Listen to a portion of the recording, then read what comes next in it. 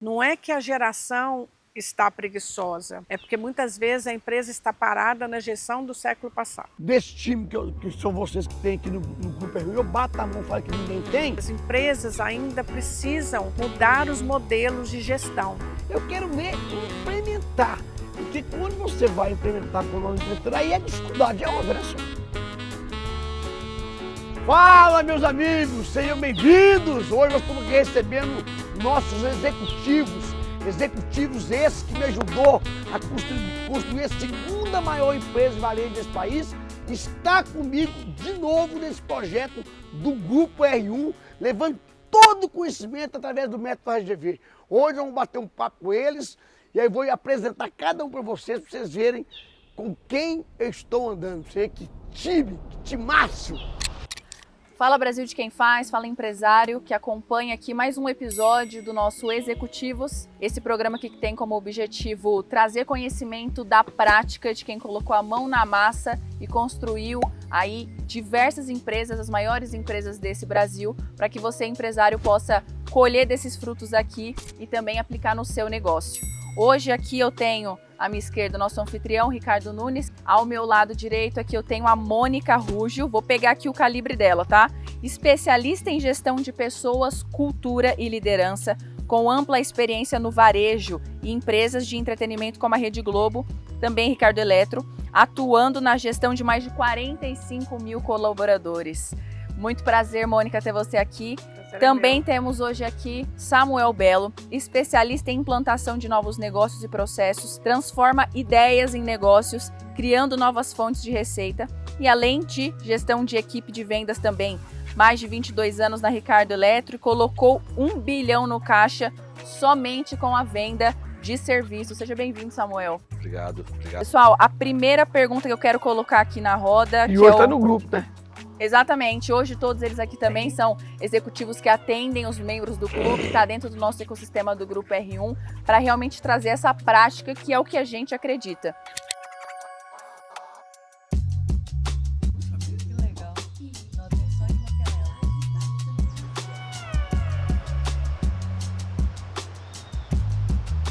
O papo de hoje aqui, ele vai ser um pouco provocativo e eu quero deixar aqui só acender o fósforo aqui, deixar o fogo queimar, que é como transformar a equipe em resultado real. Em que momento em que o empresário percebe que, na verdade, ter pessoas não necessariamente significa ter resultado a mais. Sim. Ricardo, quer começar? Ninguém melhor do que a Mônica, né? Que trabalhou comigo muitos anos, que pegou com poucas lojas, chegamos a 1.100 lojas e que comandava 45 mil colaboradores. E tem um detalhe, colaborador esse em 27 estados do país, mais o Distrito Federal. Isso significa o quê? Que a cultura de um colaborador lá do Nordeste é diferente do Sul, do Sudeste, Centro-Oeste, são culturas diferentes. Você imagina a dificuldade de controlar tudo isso, todos esses controles, não só de formação dessas pessoas, como também na parte de RH, que debaixo dela estava todo o RH, de pagar plano de saúde, de horário de ponto de colaboradores, né? Da dificuldade que os empresários têm da parte trabalhista, tudo estava nas costas dessa mulher aqui, ó, que está do meu lado de novo, aí levando aí o conhecimento através do método RGV. Eu gosto de falar que não necessariamente tudo nas minhas costas, né? A gente tinha um time enorme, que eu acho que é o princípio da boa liderança, né? Você tem um time formado, um time capacitado, um time com autonomia, né? Então, quando você consegue criar esse time, você consegue gerir, melhor dizendo, todas essas tarefas, todos esses desafios, né? Tudo isso que o Ricardo colocou que a gente tinha que fazer e fazer muito bem, né? Porque estar à frente de uma liderança como a do Ricardo também nos cobra muito em termos de performance, de resultado e de coerência com o que ele quer entregar. Então, É um prazer muito grande estar aqui, é um prazer muito grande falar sobre isso, né? E eu queria iniciar falando um pouco sobre todo o trabalho que a gente vem fazendo aqui no clube, sobre o sentimento que a gente percebe dos empresários de, às vezes, estar trabalhando mais do que o time, né?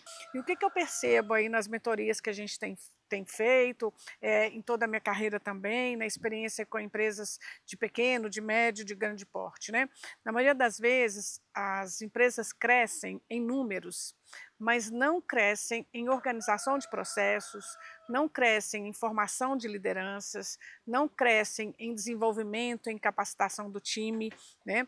E aí acaba gerando a sensação de que o dono trabalha sozinho.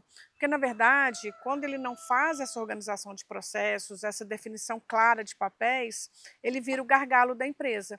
E ele acaba fazendo tudo o que alguém deveria fazer e não está fazendo, né? Então, como provocação aí desse nosso papo, eu queria ressaltar um pouco isso, a importância do dono entender que é necessário organizar processos, capacitar pessoas, dar autonomia para as lideranças, né? Porque esse sentimento de sobrecarga, ele é até natural. Por quê? Porque existe uma diferença grande também, que é um ponto importante a destacar, entre a sobrecarga, a carga de trabalho da liderança, do dono, do empresário e do time.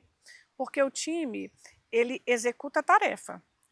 O dono e o líder, ele tem a tomada de decisão e ele gerencia o risco do negócio. E isso é uma sobrecarga mental e que efetivamente cansa muito, né? Então, quando o dono tem a percepção de que está muito cansado, de que está trabalhando muito, nem sempre é porque o time não está trabalhando, né? Às vezes o time está trabalhando, está engajado, está esforçado. Às vezes, e quase sempre, é porque a empresa toda passa por ele, né? Essa é uma percepção, né, Samuel, que a gente estava até falando sobre isso Não anteriormente. ter dono das coisas também, né, Mônica? Eu vejo a dificuldade que os empresários têm muito grande. Nós estávamos falando aqui, as pessoas têm que entender, você é dono desta área, responsável por esta área. Deixa as coisas sem ter dono. Todo mundo faz tudo e ninguém é responsável por nada. E aí aquela pessoa ali não sabe nem se responde para a equipe, o dono, para onde responde, né? Às vezes eu vejo também que o empresário tem uma certa resistência em estabelecer uma estrutura hierárquica, em falar de organograma, né? E muitas vezes com medo de perder o poder, né? Na verdade, estruturar um organograma é organizar a empresa, é principalmente organizar a tomada de decisão, né? Quem é dono do quê, quem decide por quê. Observado, a gente está vivendo aí com 500 e tantos empresários hoje, membros do clube. Precisa entender, esses membros passam primeiro pela SGV e depois vem para o clube, né? E eu tenho observado também assim, que a pessoa às vezes não está apta a aquele serviço e ele vai deixando. Aí põe mais uma, põe mais duas, põe mais três, né? Então, você tem que ter coragem também de ver que essa pessoa não está apta àquela área e trocar, né, Mônica? Porque Ô, Ricardo, eu falo que eu também tenho essa dificuldade. O Rodrigo é mais duro que eu nisso. eu vejo que isso acontece também por dois motivos, né? Às vezes a empresa ela tem uma tolerância muito grande com a falta do desempenho, com o Isso. desempenho ruim, Eu né? vejo muito isso. Retarda muito uma tomada de decisão de substituição de uma pessoa e muitas vezes essa decisão ela está associada ao grau de confiança do dono em uma determinada pessoa, né? Muitas vezes a empresa contrata pela urgência somado à confiança que tem em alguém. E confiança vira critério de contratação. Quando, na verdade, o maior critério de contratação é a competência técnica, o conhecimento do que vai ser feito, né? A formação, o perfil adequado e não o critério da confiança. Confiança não sustenta resultado. O que sustenta resultado é uma pessoa com perfil adequado ao que ela está fazendo, né? Um job description, como a gente fala, né, Samuel? Uma descrição clara do trabalho, do cargo e uma competência coerente com a entrega que precisa ser feita. Então, para mim, o ralo invisível da empresa, onde a empresa mais perde dinheiro no que diz respeito à gestão de pessoas, é a tolerância com uma entrega que não é adequada, né? E a perda de tempo de um líder com tarefas que também não são deles, né? Eu costumo dizer também que o líder, o líder, a liderança, é o custo mais caro de uma empresa. Mas não necessariamente porque o salário dele é alto, né? Mas porque ele foi contratado, ele ocupa uma posição que é de fazer a empresa avançar. É uma posição de tomar decisões estratégicas, é uma decisão de impulsionar o crescimento. Buscar pessoas certas no lugar certo. Buscar pessoas certas no lugar certo. Então, quando o líder, quando o dono, ele está fazendo alguma coisa que alguém deveria estar fazendo e não fez, quando ele está tomando decisão que não é do escopo dele, a empresa está pagando 2 vezes pelo mesmo trabalho. E é o grande ralo invisível da empresa.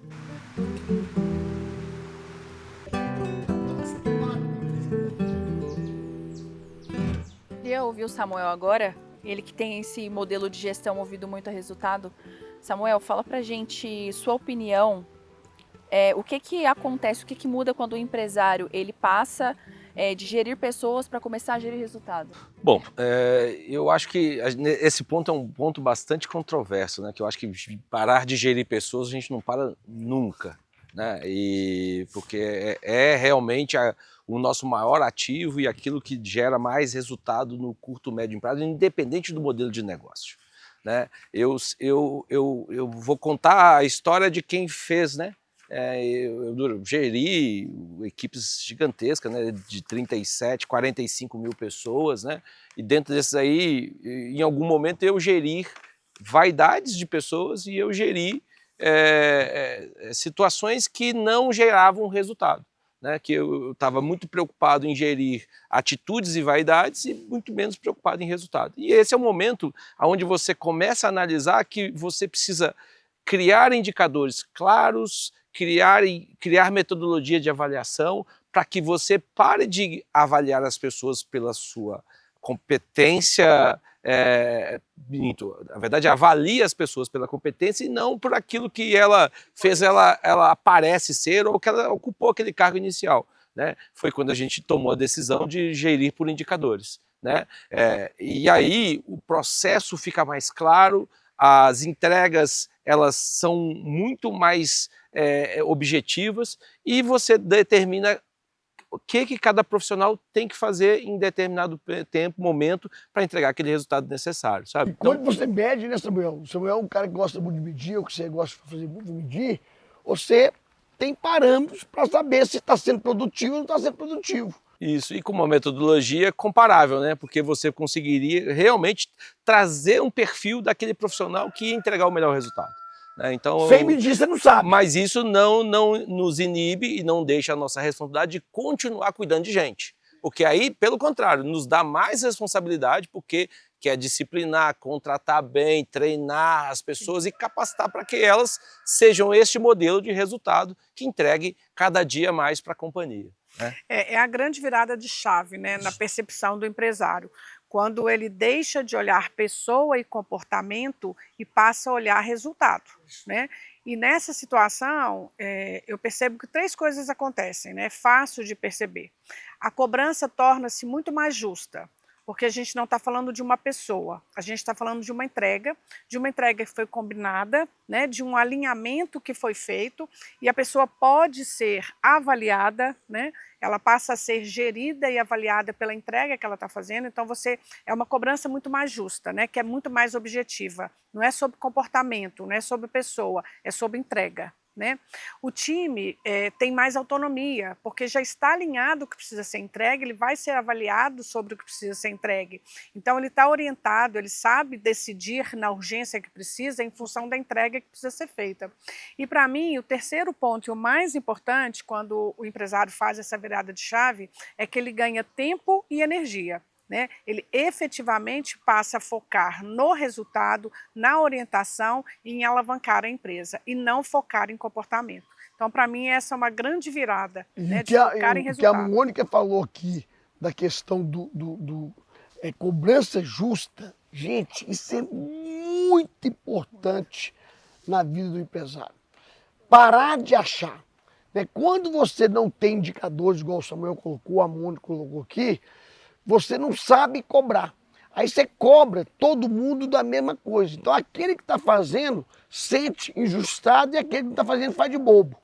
Então, se uma pessoa consegue fazer 10 tarefas no dia naquela função e a outra consegue fazer só 2 funções, 2 coisas na mesma função, você não vai ficar discutindo quem está certo e errado. Eu só quero que você tenha essa performance. Isso muda a cobrança, né, Mônica? Isso muda a cobrança.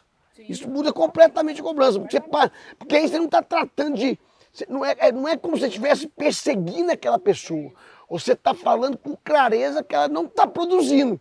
Então aí não tem discussão. Não tem conversa fiada. Isso é muito importante para os colaboradores e para a empresa. É isso que permite efetivamente você ter propostas de remuneração baseada em resultados, né? Porque tudo está alinhado, tudo está combinado, o funcionário sabe o que se espera dele, ele está devidamente capacitado, ele sabe a responsabilidade da entrega e com isso você pode exatamente implantar um programa de remuneração variável que privilegie o resultado. Né? Por isso que eu digo que é a virada de chave e a cobrança fica mais justa. Né?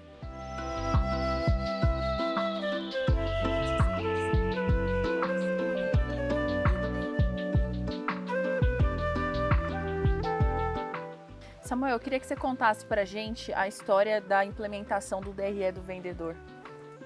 O DRE do vendedor foi após anos, né, de capacitação e treinamento, onde a gente sempre entendeu que a gente precisava ajudar as pessoas a conseguir sonhar, né? Porque as pessoas, eu sempre tive na minha cabeça que não acreditava um vendedor ir para a loja trabalhar 8 horas por dia e não querer ter resultado. Aquilo era inconcebido para mim e eu podia mostrar para ele que ele podia mais, que as 8 horas dele poderia ser mais valorizada, né? E a gente começou a liderar pelo exemplo, mostrando tal, incentivando, mostrando realmente as lideranças que mais alcançavam resultados, as diferenças que ela fazia na vida dela, tanto do ponto de vista financeiro quanto do ponto de vista profissional, né? E algumas daquelas pessoas não se movimentavam, né? E aquilo me incomodava. Por que aquela pessoa não entendia que aquilo era bom para ela, né? Era bom para a companhia, mas era muito melhor para elas, né? E a gente começou a entender que aquelas pessoas não conseguiam sonhar, porque elas não saíam do básico. Elas não conseguiam, ela sempre reclamava que a empresa pagava mal, que o salário não dava para pagar as contas, e a gente começou a falar assim, cara, eu preciso começar a entender qual é o problema dessas pessoas que não conseguem sonhar. E a gente entendeu que ela não sabia a economia básica, que era o quanto ela ganhava e quanto ela gastava. E o DRE do vendedor nasceu aí, de mostrar para as pessoas que assim como a Ricardo Eletro era uma empresa, ela também era uma empresa. E a empresa, para dar lucro, né, e pensar em abrir lojas, ela precisa fazer o básico primeiro. Pagar os funcionários em dia, pagar os impostos, pagar a energia, a água, a luz. E aí surgiu esse desejo da gente falar assim, por que não espelhar isso da Ricardo Eletro para cada um dos profissionais que trabalham aqui? E nasceu desse desejo de mostrar que as pessoas que ela poderia estar alcançando mais do que só o básico, né? E isso foi uma mudança de chave tremenda, porque a gente fez com que várias pessoas que estavam no ostracismo ali, paralisadas e não enxergando um cenário de sonho, que elas podiam mais, né? E com isso a gente conseguiu realmente mudar a maneira como... O que é o DRE do vendedor? Né? Na verdade, eu sempre, né, me espelhei, que eu nunca trabalhei por Ricardo, né? Apesar de 22 anos juntos, eu sempre fui um cara que ganhou a condição de poder explorar inicialmente 15 lojas, depois 1.200, 1.100 lojas, né? E eu sempre tive isso na minha cabeça e eu falei, cara, por que os vendedores também não são assim, né? E aí a gente começou a explorar essa questão do DRE, fazer um comparativo entre a vida de uma empresa e a vida da pessoa física, né? Onde que na empresa ela tem um aluguel e também a pessoa física tem um aluguel para pagar, tem a conta de energia, do lado de cá a mesma coisa, e que essa conta, para ela fechar, as receitas têm que, no mínimo, equivaler às despesas, né? E para ter lucro, precisa fazer muito além, né? Então o cara, para fazer o resultado dele acontecer, ele precisava entregar mais do que o básico, que era vender produto, que era vender serviço. E aí a gente começou a jornada do lucro dessa pessoa, que é como que a gente não precisava contar só o problema, precisava contar a solução também, que é o mapa da mina. Eu mostrava para ele, aqui está a sua empresa, aqui está teu resultado, mas se você quiser me seguir, eu te dou um mapa de como que você vira o resultado da sua empresa, que é muito na linha do que o Ricardo se propõe a fazer com os empresários do Brasil de quem faz, né? De falar, ó, eu vou te dar o mapa da mina, se você seguir esse cronograma aqui, você vai muito provavelmente alcançar o sucesso. E o mais bacana disso, né, enquanto RH, é que a gente percebe que quando o funcionário percebe que a empresa se preocupa com ele também, né, que a empresa está mostrando o caminho para ele também ter a sua própria riqueza pessoal, se organizar, você está se preocupando com uma pessoa e não só com o resultado. E isso promove muito mais satisfação do empregado, promove muito mais engajamento, né, que eu acho que é o sonho de todo empresário, é ter uma equipe engajada, né? Então, engajar uma equipe significa também conhecer a história da pessoa, conhecer a vida do seu funcionário, né? Conhecer as necessidades que ele tem e ajudá-lo a ser protagonista da sua própria história dentro do seu negócio, né? Quero aproveitar essa fala sua, Mônica, para a gente falar de um tema polêmico aqui, que é a geração Z. A tão amada geração Z pelos empresários. Ou odiada, né? Então, pois é. Mas esse ponto que você traz, assim, essa característica sobre se importar com o colaborador também, acho que hoje é algo que ainda mais tem sido valorizado, né? Sim. Tem sido pedido. Sim, porque na verdade a geração Z, né, tudo que eles querem é fazer parte do negócio também, é poderem ser ouvidos, é sentirem que têm tomada de decisão, que são valorizados, né? Hoje eles trabalham em prol também de ter uma vida melhor, de conciliar vida com trabalho, né? Na verdade, a gente ouve muito falar que é uma geração preguiçosa, né? Mas o que eu acho é que as empresas ainda precisam mudar os modelos de gestão. Não é que a geração está preguiçosa, é porque muitas vezes a empresa está parada na gestão do século passado. As empresas também precisam se modernizar em relação ao modelo de gestão, né? Tornar a gestão mais participativa, Transparente. mais transparente, mais motivadora, mais engajadora, né? Então, eu acho que é uma questão de alinhamento entre expectativa e posicionamento de gestão. Perfeito. Esse ponto da transparência também, algo interessante, porque hoje dentro do Grupo R1 é algo que toda empresa sabe, todo o corpo de colaboradores sabe qual que é a meta de faturamento, como que a empresa está, qual que é a saúde financeira da empresa. Aonde precisa chegar. Exatamente. Quando foi que você tomou essa decisão de que era o momento, essa daqui é a melhor decisão para conseguir engajar mais meu time no meu resultado? Quando a gente percebeu que você ter uma política de remuneração que a Mônica colocou ali, clara, muda a vida da empresa, que é colocar todo mundo na mesma direção que a empresa precisa, né? E para você colocar todo mundo na mesma direção, você precisa ter também uma política de remuneração clara. E para você ter uma política de remuneração, de pagamento, de bônus, o que for, clara, todo mundo precisa ter um número da empresa na mão todos os dias. Não é todos os dias, mas pelo menos a cada 10 dias, cada 15 dias e cada mês, entendendo que nós estamos chegando naquele caminho para que todo mundo possa ganhar.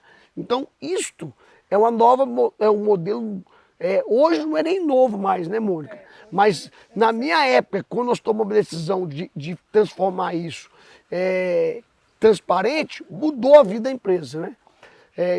Não é novo, mas a gente está, de novo, com 500 e tantos membros do clube, e a gente vê isso nem em 20% das empresas. É isso, não é novo, mas não é praticado. Não é praticado. Né? Poucas empresas percebem a importância de compartilhar o resultado e compartilhar a clareza desse resultado, né?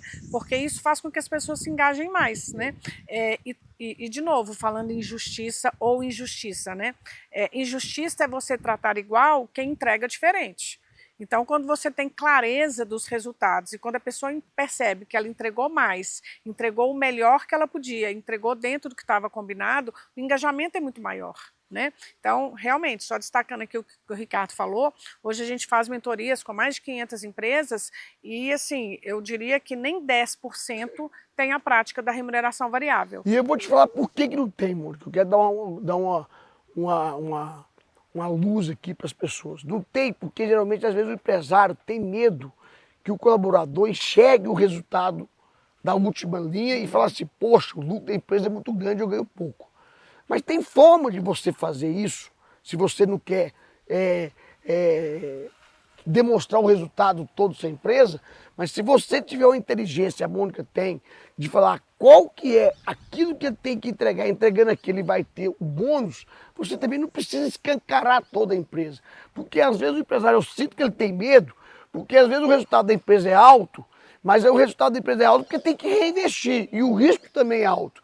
E realmente você, que é empresário, tem as suas razões. Eu entendo o empresário também, porque ele fica assim, eu vou mostrar isso aqui, amanhã ele vai achar que está ganhando pouco. Nem todo mundo tem maturidade para Nem todo entender mundo tem o resultado, maturidade. né? Então a gente também tem que ser claro para você, de colocar, que tem maneiras de você fazer isso sem escancarar tudo, e porque igual a Mônica falou, que às vezes a pessoa não está com maturidade para enxergar aquilo. Mas tem maneira de fazer você alinhar o seu time na mesma direção, sem expor toda a sua companhia para quem não pode ser exposto. Então é importante demais falar isso. Além disso, Né, amor? Ricardo, eu ressaltaria sem também, dúvida.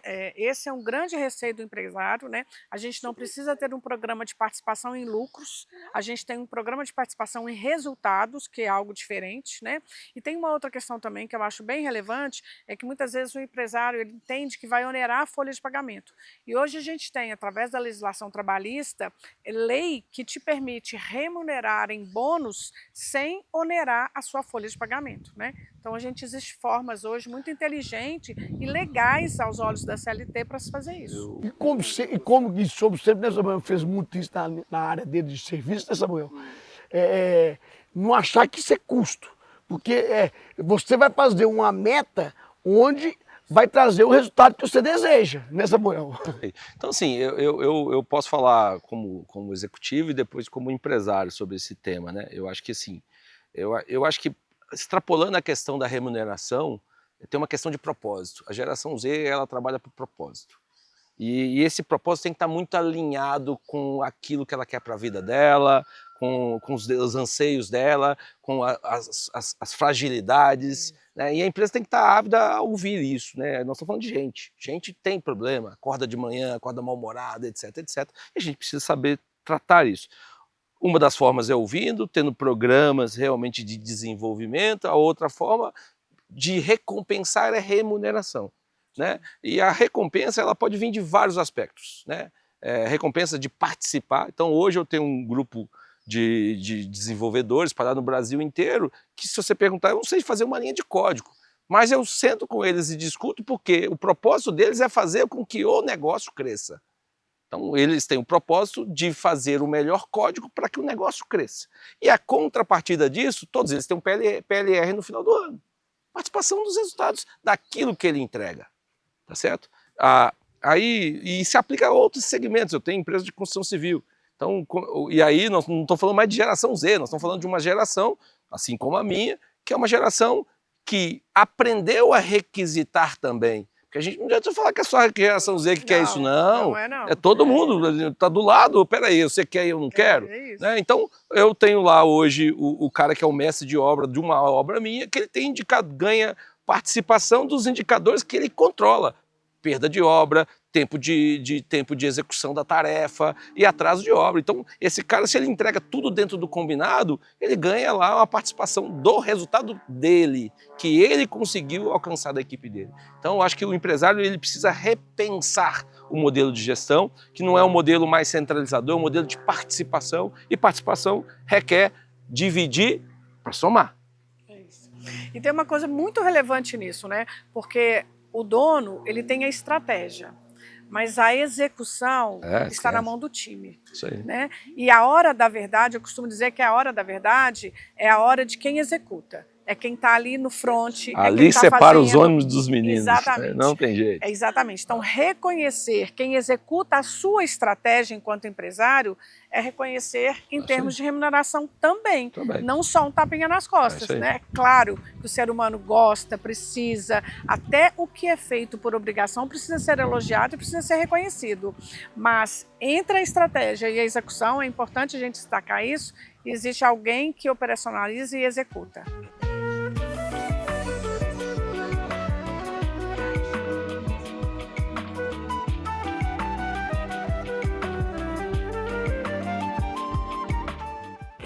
mais uma pergunta para a gente finalizar aqui. Pode começar, Samuel. Queria ouvir a sua opinião sobre o que você acredita que é o principal erro que os empresários cometem na gestão, que te custa mais tempo e dinheiro. Então, eu até, né, esse ponto para mim, eu gosto sempre de voltar no tempo e dizer que nós estamos falando de empresários que têm ainda não o tamanho de nós que nós chegamos, que estão começando uma caminhada, né? E as dificuldades que eles passaram, a gente passou também lá atrás. Né? Então, assim, mas assim, a gente aprendeu e corrigiu na linha do tempo. Então, o que a gente está aqui para encurtar os caminhos para eles. Né? Então, assim, a primeira delas é definição clara de papéis. Isso é fundamental. Né? A gente fala a palavra bonita, job description, ou seja, descrever o que você vai fazer, filho. Do jeito que você vai fazer, pode ser um papel de pão lá, escrever, ó, se você está sendo contratado para fazer isso, beleza? Contratar pela competência e não demitir por comportamento. Né? Ou seja, competência o cara pode até ter, mas se não tiver comportamento para estar alinhado com você, nos seus valores, no que você pensa, cara, tem que cortar logo, não está alinhado. Não vai ter, isso não vai ter sucesso. Pode ter competência que for, que não está Não tem. Se você não concorda com aquilo, não vai fazer. Se concorda, não vai fazer. Né? E energia, né? Eu acho que essa questão, todo mundo tem a sua característica, mas todo mundo tem que acreditar ter a mesma crença. Eu ontem estava assistindo um episódio de uma série que eu tô seguindo, que é Landman. E aí ela demitiu o cara no meio de uma reunião lá, porque o cara não tinha o mesmo crença que ela tinha, que ela poderia perfurar uma plataforma de gás no meio do oceano. Cara, isso aqui não vai dar certo. Se você não pensa como eu, você não pode estar no meu time. Tá certo? Então, eu acho que esses são os pontos fundamentais para você aí ter aí realmente sucesso aí na jornada. Mas você falou uma palavra mágica. Energia. Eu fico vendo o seguinte, não tem como tocar uma empresa, escalar uma empresa, ter uma empresa de alta performance se não tiver energia. As pessoas ficam impressionadas de ver a energia da nossa empresa. Ontem teve, por incrível que pareça, estava uma pessoa que foi me visitar no escritório aqui em Belo Horizonte, na nossa sede aqui, um advogado foi lá e ele falou assim, cara, mas eu estou impressionado. Eu achei que era só você que era acelerado. Os seus funcionários tudo passa aqui correndo. Eles não andam, eles andam correndo. É isso, a empresa tem que ter energia. Se a empresa não tiver energia, não roda. Pode rodar, mas vai rodar de acordo com os passos da energia que cada empresa tem. Se a energia é alta potência, é alta potência. Se é baixa, não adianta.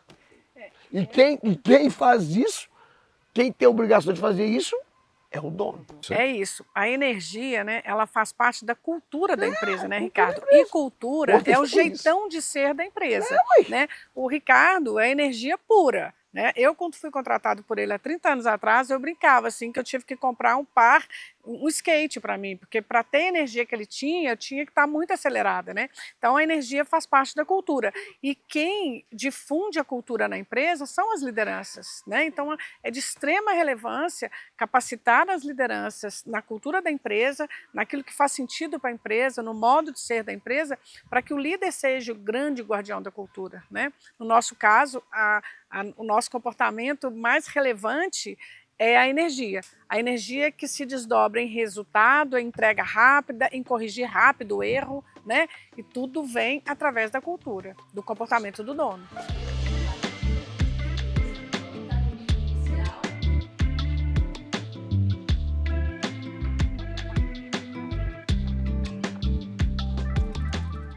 Perfeito. Para a gente finalizar, um recado para o empresário que está nos assistindo agora. Bom, eu diria o seguinte, né? Crescer uma empresa não é contratar pessoas. Crescer uma empresa é dar clareza para as pessoas. Clareza para onde a empresa vai, clareza da entrega de cada um, clareza do que importa na empresa. Né? Quando você faz isso, quando você, empresário, consegue dar clareza para todo o seu time, seguramente as pessoas se engajam mais, o trabalho fica mais leve, até as decisões que precisam ser duras são mais leves, né? E a empresa voa. né? Porque, no fundo, gente, uma boa gestão não pesa, pelo contrário, ela organiza. Samuel, um recado? Bom, tem vários, né? Assim, dentro do tema nosso aqui, eu acho que o principal o empresário que quer crescer, ele precisa entender que ele precisa abrir mão. Não é fácil, é dolorido, é uma sensação de perda de poder, mas é o único caminho para poder crescer. Delegar com clareza de processos, clareza de decisões, mas ele para crescer ele precisa delegar, ele precisa ter pessoas para ajudar ele na caminhada, né? E que ele faça essa escolha não pela confiança, Sim. mas pela competência que as pessoas têm de falar para ele a verdade a hora que tem que falar, inclusive. Tá certo? A gente brincava até entre eu, Ricardo e Rodrigo, né? Que às vezes ele colocava algumas posições e falava assim, é de dono ou de empresário? Ele perguntava, por quê? Porque se for de dono eu vou cumprir, e se der errado o problema é seu. Mas se é de empresário eu vou te dar a minha opinião. Por que isso aqui pode ser melhor dessa forma e não dessa forma como você quer fazer? E muitas das vezes a gente chegava num consenso e trabalhava. Mas o empresário tem que se permitir isso.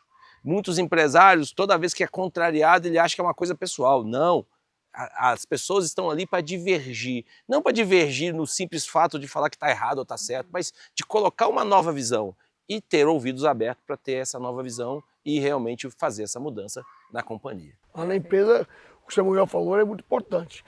A gente ganhava não era no grito, era no convencimento. Se o Samuel trouxesse alguma coisa que eu não concordava, eu ia tentar convencer ele de todo jeito que eu estava certo. Ou ele ficava tentando convencer que ele estava certo. Estava certo, e é isso. O seu recado agora. Meu recado que eu vou dar para todos que estão passando aqui, ó. Está aqui a Mônica, né, Samuel, dois grandes executivos que construíram junto comigo e mais uma vez ter a felicidade de ter eles nesse projeto, né, que eu imaginei na minha vida de criar o Grupo R1 através do SGV, e eles hoje são os executivos que implementam o SGV dentro das empresas. Então, eu primeiro agradecer a vocês aí por estar comigo nessa jornada de novo. Aí eu falei que ia trabalhar pouco, nós estamos trabalhando pouco, né, Mônica? Muito bom. Bom, quero agradecer a audiência de todos aí, né? Espero poder ter contribuído aí, né? E claro, né, dentro de todos os membros que estão aqui no clube, poder contar com a gente, né? No dia a dia aí. O que mais a gente quer é que vocês nos acionem, né? Que nos chame sempre, que o que a gente mais gosta de resolver é problema, né? Eu que agradeço, Ricardo, pelo seu convite de retomar esse projeto, né? É um prazer muito grande participar do Brasil de Quem Faz, né? E esperamos você com a gente também. Bom, muito obrigado pela sua audiência. Não se esqueçam de se inscrever no canal. Abaixo aqui na descrição a gente tem todas as informações sobre o RGV, sobre o Grupo R1, e eu espero você no próximo episódio. Muito obrigada.